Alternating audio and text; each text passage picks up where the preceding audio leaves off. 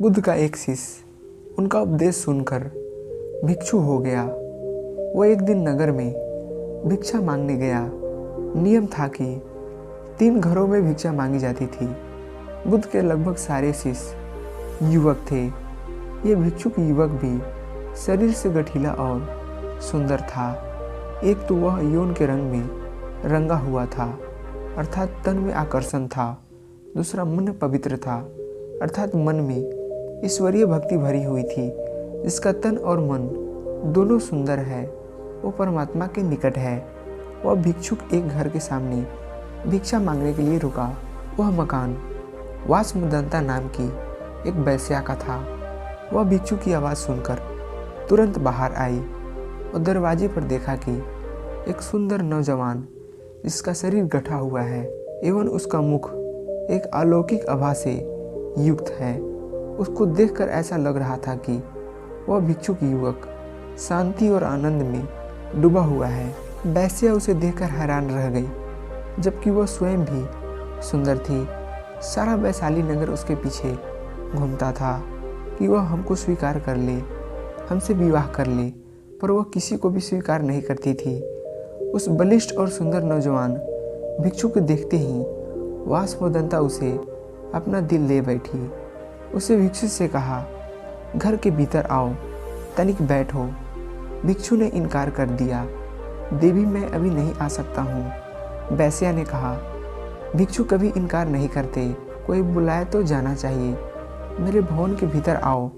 हे भिक्षु, अगर भीतर आओगे तो कुछ न कुछ तो पाओगे ही। भिक्षु ने कहा, अगर कुछ देना ही है तो द्वार पर ही दे दो। उस वेश्या का दिल और दिमाग उस युवक के आकर्षण में बिल्कुल डूब चुका था। उसको कुछ सुनाई नहीं पड़ रहा था। वह भिक्षु कुछ क्षण रुककर आगे की ओर बढ़ गया। दासी ने आकर कहा, अब द्वार पर कोई नहीं है, भीतर चलो। वासवदंता की तंद्रा टूटी। वो बहुत दुखी और पीड़ित हुई। जब स्त्री के प्रण निवेदन को कोई पुरुष ठुकरा देता है तो उसकी हालत बहुत खराब हो जाती है। वासवदंता ने अपने जीवन में एक ही बार एक ही पुरुष के प्रति लगाव रखा था। उसने भी इनकार कर दिया। दिल टूट गया। उसने नृत्य करना बंद कर दिया, गाना बंद कर दिया।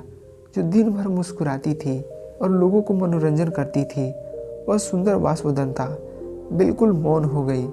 भवन के द्वार सबके लिए बंद हो गए। वह किसी से भी नहीं मिलती थी। कई धनाढ़े लोगों के निमंत्रण आते थे, आओ हमारे उत्सव में खुशियाँ बिखेर दो, किंतु वह इनकार कर देती थी। एकांत को उसने अपना जीवन का साथी बना लिया। दासी अच्छा अच्छा भोजन बनाती थी और उसकी भूख और प्यास को वह भिक्षु मानो सदा के लिए ले गया हो। वासवदंता को रात दिन वह भिक्षु याद आता था। वह बहुत कमजोर हो गई और बीमार रहने लगी।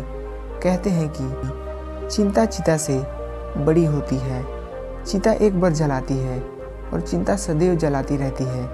वो कहीं आती जाती नहीं थी। एक ही स्थान पर लेटे लेटे उसके शरीर में कई जख्म हो गए। उसकी सुंदरता कुरूपता में बदल गई। अब उसे कोई देखना पसंद नहीं करता था। बहुत समय के बाद फिर वह भिक्षु उसी नगर में पुनः आया।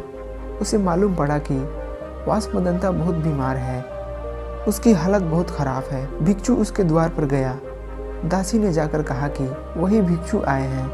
वासवदंता ने दासी से कहा, यहाँ पर मत आने दो। जब मैं सुंदर युवती थी, बहुत खूबसूरत थी, तब मेरा निवेदन स्वीकार ना किया। अब मैं बदसूरत हूँ और बीमार हो गई हूँ। अब मैं इनके सामने कैसे जाऊँ? नहीं जाऊँगी। पर भिक्षु आ गए। हे देवी, आज तुझे मेरी ज़रूरत है। उस समय तुझको मेरी ज़रूरत नहीं थी। उस समय तेरी सुंदरता, तेरे नाच गाने से मोहित होने वाले हजारों थे, किंतु दुख की घड़ी में सब दूर हो जाते हैं। अब तू चिंता ना कर, शर्मिंदा मत हो। मैं तेरे पास रहकर तेरी सेवा करूँगा। भिक्षु ने पवित्र भाव से उसकी सेवा की। वासवदंता की वासना मिट गई। उसका विवेक जाग उठा। भिक्षु उसे बुद्ध के पास ले गए। उसने प्रार्थना की, मुझे दीक्षा दो। बुद्ध से दीक्षा पाकर वह भिक्षु हो गई। अपना जीवन पति से पावन कर लिया। तो दोस्तों, कैसी लगी ये वीडियो अच्छी लगी तो चैनल को सब्सक्राइब करना, लाइक करना मिलते हैं अगली वीडियो में, तब तक के लिए जय हिंद।